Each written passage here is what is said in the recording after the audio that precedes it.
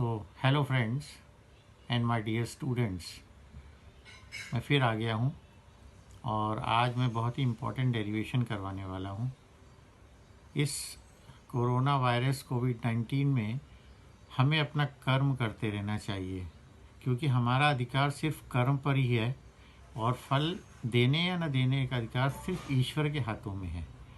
तो हमें कर्म योगी बनना चाहिए। तो मैं ये डेरिवेशन स्टार्ट कर रहा हूँ।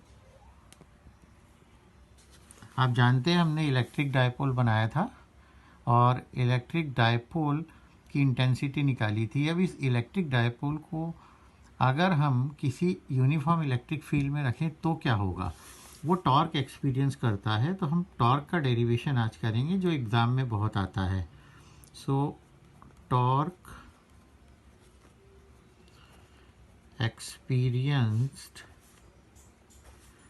Bye an electric dipole placed in two-dimensional uniform electric field. फिर से देखें आप, torque experienced bye an electric dipole placed in to-dimensional uniform electric field. तो सबसे पहले मैं आपको डायग्राम बताता हूँ। तो एक यूनिफॉर्म इलेक्ट्रिक फील्ड हमें चाहिए, और यूनिफॉर्म इलेक्ट्रिक फील्ड मतलब lines they are parallel and they are equidistant. This is electric field, and electric field is always directed from positive to negative. Now when we place here an electric dipole, तो dipole में plus और minus दोनों हैं, तो उसका खुद का electric field भी है। तो now two electric fields are there and this uniform electric field tries to align the dipole in the direction of electric field। लेकिन डायपोल का भी इलेक्ट्रिक फील्ड है तो वो इससे अपोज करने की कोशिश करता है। And this electric field try to rotate the dipole in the direction and dipole now stable at equilibrium position, यानी वो रुक जाता है कि इक्विलिब्रियम पोजीशन में by making an angle theta. तो ये देखिए, ये डायपोल मैंने बनाया, तो ये पॉजिटिव है तो नेचुरली यहाँ पर नेगेटिव चार्ज होगा।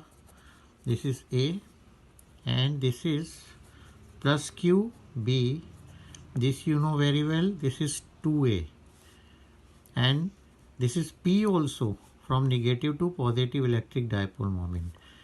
This positive experiences force here, and that force is plus QE, and this experiences a force in this direction that is minus QE। आपके पास दो फोर्स हो गए, इसको फर्स्ट मान लेता हूँ और इसको सेकेंड, एक्चुअली दोनों इक्वल ही हैं। And it makes an angle theta with the direction of electric field. और आपको टॉर्क निकालना पड़ेगा, तो टॉर्क निकालने के लिए यू नीड फोर्स जो सेम है एंड आर्म ऑफ कपल या perpendicular distance between the two forces. तो ये दोनों फोर्सेस के बीच का परपेंडिकुलर डिस्टेंस है ये वाला, देखिए ये मैं लेने वाला हूँ। So this is A B and C.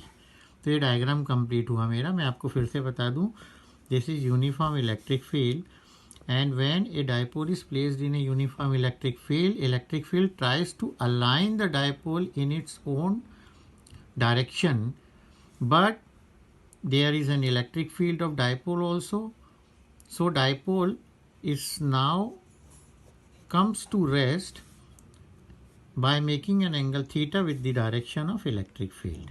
तो हमें टॉर्क निकालना है, तो हम सबसे पहले कंसीडर लिखेंगे, आपको मालूम ही है। Consider an electric dipole, consider an electric dipole AB having electric dipole moment P, ये हम हमेशा लिखते हैं, आपको याद होगा। when dipole is placed in an uniform electric field E, when dipole is placed in an uniform electric field E, then force experienced by dipole, तो force का मैं आपको बताऊं, आपको याद होगा इलेक्ट्रिक फील्ड इंटेंसिटी होता है F/Q0, तो यहाँ से फोर्स पता लगता है Q0E. And always remember, when any charged particle is placed in an electric field, it experiences a force जो Q0E होता है. तो यहाँ पर पहला फोर्स लगेगा, देखिए F1 equal to minus Q0E and second F2 is equal to plus Q0E. तो Q0 तो यहाँ हम नहीं ले रहे हैं, Q ही ले रहे हैं क्योंकि Q0 टेस्ट चार्ज है. ये दोनों का फोर्स है. तो नेट फोर्स कितना आया देखिए, net force F is equal to F1 plus F2. तो मैं F1 F2 की वैल्यू पुट कर रहा हूँ, minus QE plus QE and this is equal to 0. यानी नेट फोर्स 0 है. आप कहेंगे ये तो दिख रहा है, ये मैंने आपको इसलिए बताया, ये CBSE के एग्ज़ाम में आ चुका है और इसका 1 मार्क था करने का. So net force on dipole equal to 0. अगर नेट फोर्स 0 नहीं होगा तो टॉर्क भी कभी नहीं लग सकता. टॉर्क तभी लगता है जब दोनों फोर्स इक्वल एंड अपोजिट हों. As two forces are similar, similar मतलब इक्वली हुए, फिर भी मैं लिख रहा हूँ equal but unlike and having different lines of action. इनके lines of action या point of action अलग अलग हैं इनके. Therefore they constitutes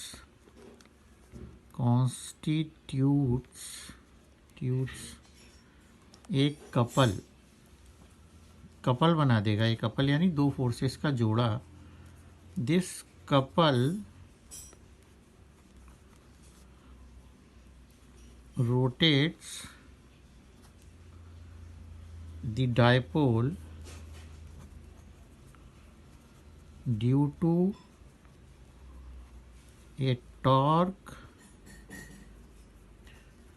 acts on it. इसके ऊपर कपल की वजह से क्या आ जाएगा, टॉर्क आ जाएगा. सो फिर से बता रहा हूँ, as two forces are similar, equal but unlike and having different lines of action, therefore they constitutes a couple. This couple rotates the dipole due to a torque acts on it. तो ये आप शुरू से एक बार देख लें, किसी का अगर कुछ छोटा छूट गया हो तो वो इसको लिख सकता है. तो अब मेरे पास टॉर्क तो आ गया है, तो मुझे टॉर्क की वैल्यू निकालना है. और 11th क्लास में हमने टॉर्क पढ़ा है. तो टॉर्क होता क्या है, we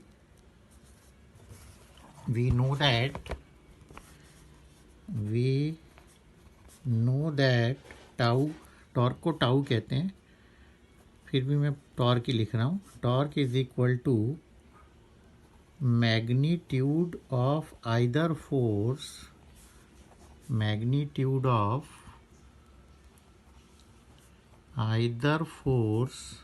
into arm of couple, या इसको कहते हैं perpendicular distance from axis of rotation.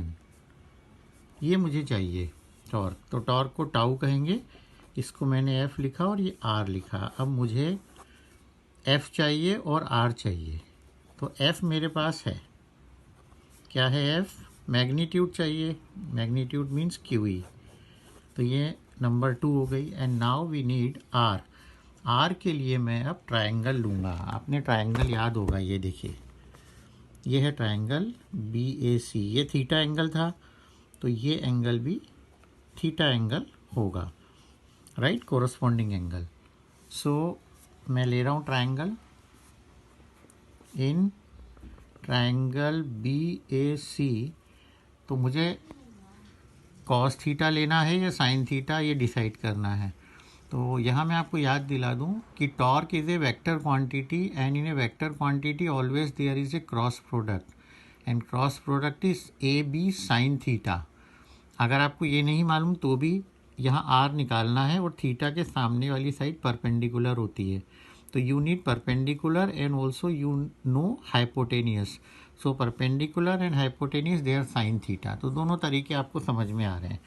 तो हम साइन थीटा निकालते हैं। Sine theta is equal to perpendicular upon hypotenuse. ये देखिए परपेंडिकुलर, ये है R और ये हाइपोटेनियस है 2A। So R upon 2A, therefore R equal to 2A sine theta. तो ये हमारी तीनों चीज़ें तैयार हो गई हैं। अब बस इनको मिलाना है और हमारी डिश तैयार हो जाएगी। तो फ्रॉम इक्वेशन 1, 2 एंड 3, ठीक है। तो मैं इसमें वैल्यू रख रहा हूँ। Tau is equal to F की वैल्यू रख दी QE इंटू ये R की वैल्यू रख दी 2A साइन थीटा। और तभी आपको अचानक से याद आया कि इलेक्ट्रिक डायपोल में जब तक P नहीं होता तब तक काम नहीं चलता। And P you know very well,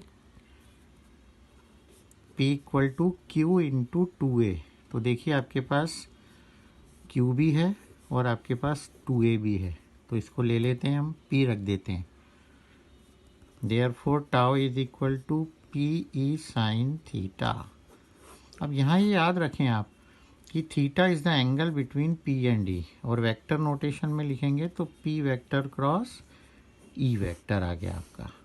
okay, tau is equal to P vector cross E vector. ये देखिए आप, ये पूरा डेरिवेशन किया है मैंने, इसको साफ देख लें आप। अब आपको मालूम है कि टाउ वेक्टर है तो इसकी एक डायरेक्शन भी होगी। तो डायरेक्शन कैसे पता लगाएं? Direction is given by right hand steel screw rule, ये आपने पढ़ा हुआ है, या फिर right hand thumb rule, THUMB, thumb rule से भी निकालते हैं, या मैक्सवेल के कॉर्क स्क्रू रूल से भी निकालते हैं।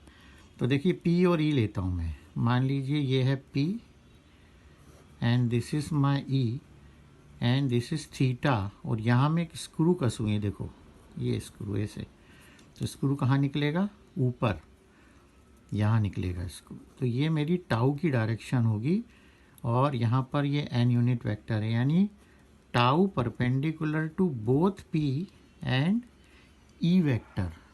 ये आपको पता होगा कि अगर आपकी दो उंगलियां हैं और दोनों उंगलियों के बीच में ये P है और ये E है, तो यहाँ पर अगर मैं एक स्क्रू डालूं तो वो स्क्रू ऊपर आएगा, जस्ट लाइक सिगरेट। तो ये ऊपर परपेंडिकुलर है ऐसी, ये देखिए इस डायरेक्शन में आ रहा है। Okay, so when theta is there always there are some special cases and very important special cases these are. आपको मालूम है थीटा जो है वो एंगल है P और E के बीच में। तो या तो हो सकता है कि डायपोल जो है वो इलेक्ट्रिक फील्ड की डायरेक्शन में ही हो, ये इलेक्ट्रिक फील्ड है आपकी, और इसी की डायरेक्शन में डायपोल आपका है, ये देखो माइनस और ये प्लस Q, ये इलेक्ट्रिक फील्ड है, मतलब यहाँ थीटा आपका 0 डिग्री है। ये डायग्राम पूछा जाता है, मैं आपको इसीलिए बनाकर बता रहा हूँ कि if P vector parallel E vector,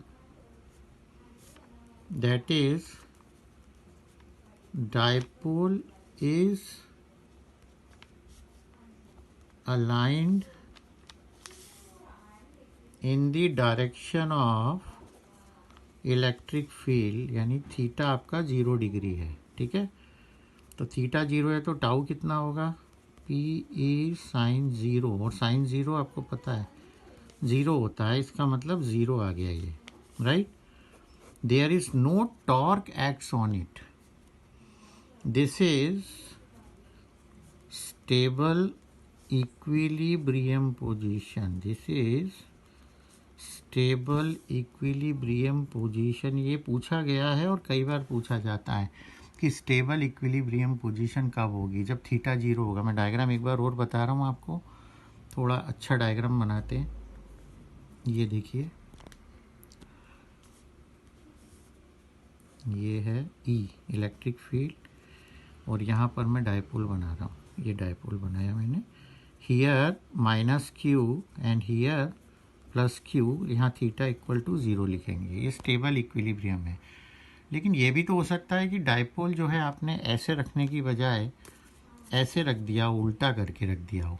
तब क्या होगा, जब आप उल्टा रख देंगे तो इलेक्ट्रिक फील्ड उसको पूरा रोटेट करके ऐसे लाएगा ताकि वो उसकी डायरेक्शन में अलाइन कर ले, और इसे बोलते हैं मोस्ट अनस्टेबल इक्विलिब्रियम पोजीशन। तो number 2, if P vector anti parallel, P vector anti parallel to E vector, यानी थीटा हो रहा है 180 डिग्री। तो थीटा 180 डिग्री है तो इसका भी डायग्राम बनाना पड़ेगा। ये इलेक्ट्रिक फील्ड, और अब डायपोल उल्टा बनाएंगे। आपको याद है माइनस से प्लस बनाते हैं, प्लस से माइनस बनेगा। ये प्लस और ये माइनस, यहाँ पर थीटा हो गया 180 और साइन 180 भी जीरो होता है, तो ये इसको पूरा ओरिएंट करेगा और टाउ यहाँ पर भी ज़ीरो आ जाएगा। पी साइन 180 मतलब ज़ीरो। ज़ीरो कब होगा, जब ये इसको अपनी पोजीशन में ओरिएंट करेगा। This is unstable equilibrium position, this is most unstable equilibrium position. ठीक है, दोनों आप याद रखें। लेकिन ये भी तो हो सकता है कि डायपोल जो है वो 90 डिग्री से अलाइन हो, यानी पी वेक्टर और इसके बीच का जो एंगल है वो 90 डिग्री हो। तो थर्ड वाला पॉइंट हम लेते हैं। Third point, if P vector perpendicular E unit vector, P vector perpendicular E unit vector, यानी थीटा इक्वल टू 90 डिग्री है और थीटा 90 है, तो ये देखिए ये है हमारा इलेक्ट्रिक फील्ड, प्लस से माइनस, और डायपोल अब ऐसा है माइनस क्यू, यानी थीटा हमारा 90 डिग्री हो रहा है। तो tau is equal to P E sine 90, sine 90 1 होता है, तो पी यानी मैक्सिमम टॉर्क लगेगा। कैसा लगेगा, मैक्सिमम टॉर्क। इसमें हम एक चीज़ और याद रखें कि इफ़ इलेक्ट्रिक फील्ड यूनिफॉर्म है तो टाउ ज़ीरो है, क्योंकि दोनों के बीच का एंगल ज़ीरो है। अगर दोनों फोर्स सेम है तब होगा टाउ ज़ीरो, जब तक दोनों फोर्स सेम नहीं होंगे तब तक टाउ ज़ीरो नहीं होगा। लेकिन if force is maximum in the direction of increasing electric field, मान लीजिए F1 और F2 दोनों में E जो है वो जिस डायरेक्शन में, राइट डायरेक्शन में जा रहा है, और यहाँ पर देखिए आप, ये माइनस क्यू, ये प्लस क्यू, ये F1 फोर्स है और ये F2 फोर्स है। ये इलेक्ट्रिक फील्ड की डायरेक्शन है और ये P की डायरेक्शन है। अगर F1 और F2 इक्वल है तो थीटा ज़ीरो हुआ तो टाउ भी ज़ीरो हो गया। लेकिन अगर F1 F2 जो है वो ग्रेटर देन F1 है तो नेट फोर्स ज़ीरो नहीं होगा। Now net force not equal to zero, therefore no torque acts, torque act नहीं होगा। क्यों नहीं होगा, बिकॉज जब नेट फोर्स ज़ीरो नहीं होगा तो कपल बनेगा ही नहीं। इसका मतलब ये हुआ कि डायपोल इस डायरेक्शन में मूव होने लग जाएगा, राइट। और ये भी हो सकता है कि F1 F2 से बड़ा हो तो इस डायरेक्शन में मूव होने लग जाएगा।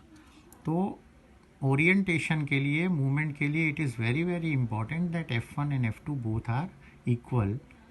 तो ये मैंने आपको टॉर्क का डेरिवेशन बताया। एक बार मैं आपको पूरा फिर से दिखा देता हूँ, आप इसको ध्यान से देख लें।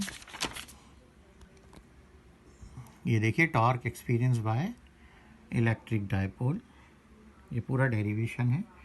And this derivation is generally asked in the examination, या न्यूमेरिकल भी पूछा जाता है इसके ऊपर। तो जब न्यूमेरिकल पूछा जाता है तो बहुत इजी है, आपको P की वैल्यू रखना है, Q इंटू 2A। टॉर्क की यूनिट आपको मालूम है, टॉर्क की यूनिट होती है न्यूटन मीटर, और इसी के अलावा इसकी डायमेंशन आप निकाल सकते हैं। मुझे उम्मीद है कि आपको ये डेरिवेशन समझ में आया होगा। तो प्लीज़ अगर अच्छा लगा है तो इस पर कमेंट करें, सब्सक्राइब करें, लाइक करें, शेयर भी करें, और इसकी प्रैक्टिस ज़रूर करें, और इससे रिलेटेड न्यूमेरिकल्स भी करें। अगर आपको डेरिवेशन या किसी भी प्रॉब्लम वीडियो में आती है तो आप कमेंट करके बताएं। थोड़ा सा शेक ज़रूर हो रहा है क्योंकि मैंने हाथ में पकड़ा हुआ है, तो शेकिंग होता है। घर पे रहें, स्टे सेफ। Thank you.